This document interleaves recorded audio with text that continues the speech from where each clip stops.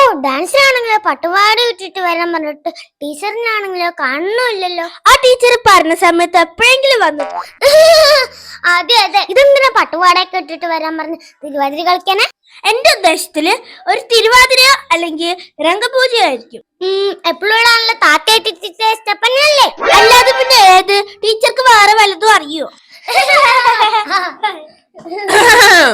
എടി താത്തയെ തിരിത്തെ എത്തിയടി. രണ്ടാളും പട്ടുപാടൊക്കെ ഇട്ടിട്ട് സൂപ്പർ ആയിട്ടുണ്ടല്ലോ. ആ ശരി ശരി ശരി. അപ്പൊ നമ്മള് പുതിയ ഡ്രസ് ഇട്ട് വരാൻ പറഞ്ഞത് ഒരു പുതിയ ഡാൻസ് കളിക്കാനാണ്. ഒന്ന് പുതിയ ഡാൻസ് ആണ്, നമുക്ക് കുറെ സ്റ്റെപ്പുകൾ പിടിക്കാം. അപ്പൊ പുതിയ ഡാൻസ് തുടങ്ങല്ലേ? ആ ഗുഡ് ഗേൾസ്. ഒരു വർഷമായിട്ട് ഒരേ സ്റ്റെപ്പിന് ഇന്നെങ്കിലും മാറിയല്ലോ. ശരി, രണ്ടാളും തൊഴുതെണീക്കൂ.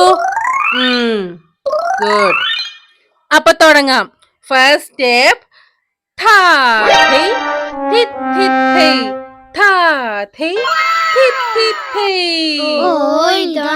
പുതിയ സ്റ്റെപ്പ്.